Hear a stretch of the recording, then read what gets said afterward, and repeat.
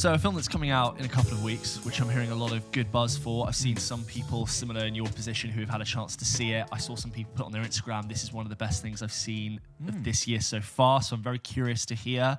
This is The Banshees of Inisherin. Inisherin, thank you. The new Martin McDonagh film. George, you have seen it. I have, okay. How is it? So, look, The Banshees of Inisherin. So, Martin McDonagh directed In Bruges, Seven Psychopaths, and Three Billboards Outside Ebbing, Missouri. Even though on the poster it says from the director of Three Billboards. I'm like, okay, you're not going to put the last one in. And it reunites Colin Farrell and Brendan Gleeson, who were together so fantastically in Bruges. I like him. Do you like In Bruges? Yes, I think. Seven Psychopaths? I haven't seen Seven Psychopaths. Three Billboards? I liked Three Billboards, but I didn't. People were going on about it. It was a classic Oscar buzz film, and I was like, yeah, it's okay. Also, I think I should say I've mentioned Three Billboards quite a few times as a film that I didn't really connect with, but it's coming up to nearly 5 years since I saw that film. What? Is that 5 years old? I came out early 2018, so I'm probably due a rewatch soon, guys. So I might change my opinion. Okay. Anyway, which brings us to his new film, The Banshees of Inisherin. It's an original story set in a fictional island off the coast of Ireland in 1923. Yep. It is rural, remote, not a lot happening, not a lot of people, small community. Windy, cloudy, wet cloudy, grass. Very beautiful and a little bit bleak. Yeah. The film begins with Colin Farrell's character, Padraig, walking down to Brendan Gleeson, who plays Colm, walking down to his cottage, thank you, knocking on the door and saying, "You coming for a drink then?" You know, and it's evident that that's what they do every day. And Brendan Gleeson just ignores him, and he goes, "Oh, this is very strange." And he knocks on the window, and he goes back up to the pub, and he says, "Oh, I think you ignored me." He's like, "What? Did you? Have you been rowing? Did you want to check on it?" He goes, "Oh, okay, go back down." And he knocks on again. Anyway, very soon Brendan Gleeson just says to him, "Listen, I don't want to talk to you. I don't like you. That's it. We're not going to hang out anymore." It's quite an intriguing mystery. It sets up in the trailer of what the hell has happened on this very small stakes environment, right? So Padraig lives with his sister in a cottage, and there's basically the locations for this film are the harbour area where goods get delivered to the post office, the cottage where Padraig lives, the Colm's cottage by the beach, and the pub. What year? What time? 1923. Okay, all right. Right. Across the bay, cannons fire in the Civil War, okay? This is just after, so it's 1922, so it's just after the deunification of Ireland, right? Right, But just trying to contextualize this a little bit. Anyway, so it's got this very mysterious setup. Kerry Condon plays his sister. It's probably not familiar to most. TV's gone, it's fine, as you were. Our TV's gone. Kerry Condon plays Padraig's sister. She's been in Better Call Saul, that's where most people know her from. And it's also got Barry Keoghan, our favourite Barry Keoghan, who basically plays the village idiot.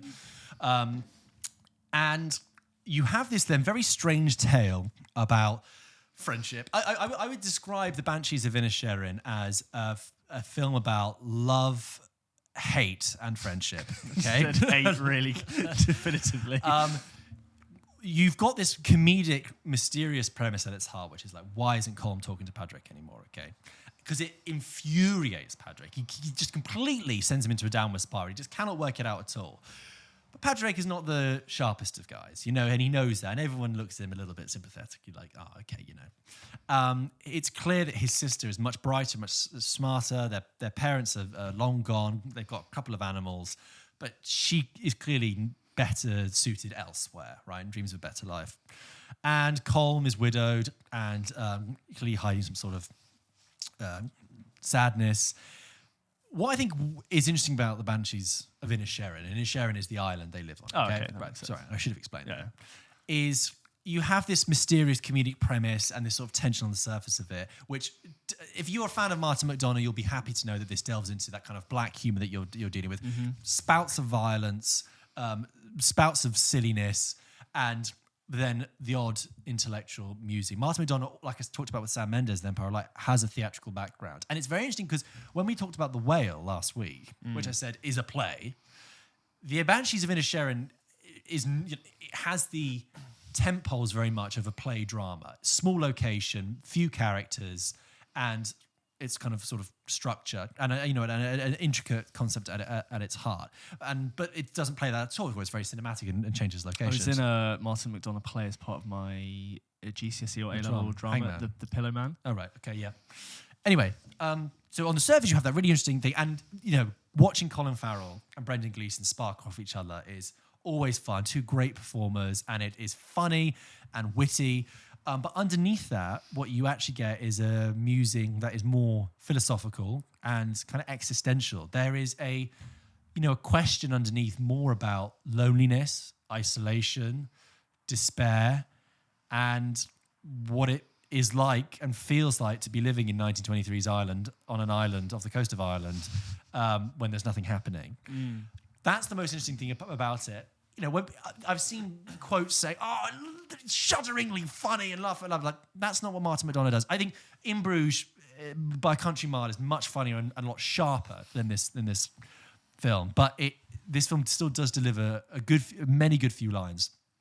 I think some people would probably find it a little slow, particularly in the first half. But I a couple of times was thinking, okay, it's taking me a while to warm up into this premise, because when you've got something as wacky as that, you almost want it to begin setting off a chain reaction, but it's not. It's more, oh, this thing's happened.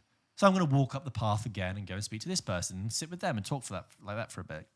But I don't really want to change anything about the film because it's so odd in its own way that I think those quiet moments that it has are really important to getting to that deeper existential level that's in there. Like I said, there are moments of like violence that bleed through that are really effective and really shocking and give it enough edge to keep you going. I think that some people might find it just a little too slow or a little too implicit. The way it ends as well is quite implicit, and I think I wouldn't be surprised if some people say they don't find it a satisfying ending. But I thought about it, and the conclusion I came to, I was happy with about the way this film ends. And I'd look, if you go and see it, I'd be happy to talk to you about what I think that ending meant. And I think based on what I'd seen in that film, I was happy with what that ending means. I think if you like Martin McDonagh, you're going to have a good time. I think if you like Colin Farrell and you like Brendan Gleeson, you just want some good acting and some good lines being delivered, you're going to like it. If you're expecting a rip-roaring, high-laugh comedy, no, it's not that kind of film. I think I got that impression from it. Yeah, which is fair. It's in the same way I said with the well, like it's a play, but like it's not a play, but it kind of is a play. So sit down you got 2 hours, buckle up, but you got a good time there. And you know what? I really think Martin McDonagh has made the film he wanted to make, and it's great to see an original story. I think it's much less compromised than Three Billboards. Yeah, it's an interesting curiosity. Do you know what? Bevan, if you're listening, I'm friend of the show, Bevan. Friend of the show, Bevan. She is. She's definitely listening because she likes all the Instagram reels. Thank you, Bevan. I would be really interested to know what Bevan thinks of this. So Bevan is our friend of the show, is fan of the show, who's written in and Irish listener who wrote in many episodes ago about Irish cinema. Twice now? Yeah, a few times. Oh, we read it. Didn't we read it? No, hang on, back up. Anyway, Bevan's written into more than once. Bevan. Who wrote in about Irish cinema and what we thought about it, and offering great examples that she looked at. I would like to know what Bevan thinks of this film. Yeah.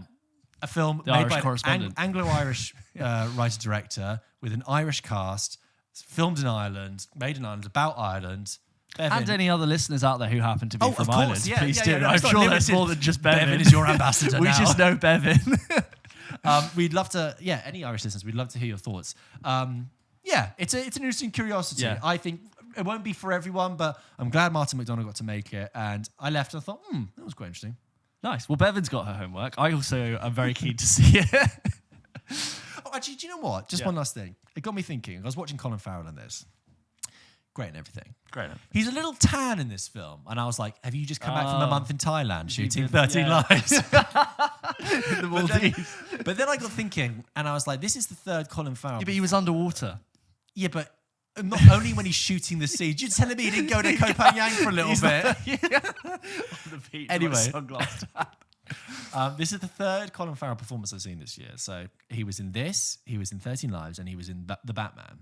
And I was thinking about what three completely different roles these are. The Batman, of course, is like super caricature, that under loads of prosthetics. My God, what are you doing here? But completely works as that character. Very larger lifestyle. Oh my God, super stylish, but brilliant. Performance. Lost in that role. Completely lost. He's enjoying it so much.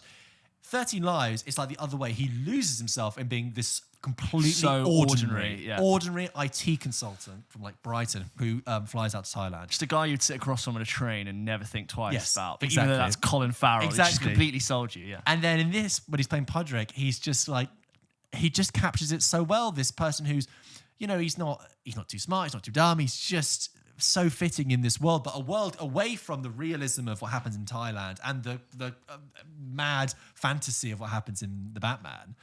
Good actor. What though. a great actor. Yeah, like just Yeah. to be able to completely morph himself to fit whatever style director wants. Perfect. Anyway, Good on that him. was The Banshees of Inisherin. Let us know what you think. If you have any impressions of Banshees of Inisherin, please write into hello@pulpkitchenpodcast.com, just like Bevan will. I feel really bad if she doesn't. No, I love it. Please do, Bevan. Or any Irish out If you there. let us down, Bevan, I will be heartbroken. Have opinion, please, for a show that you don't do. Thank you very much.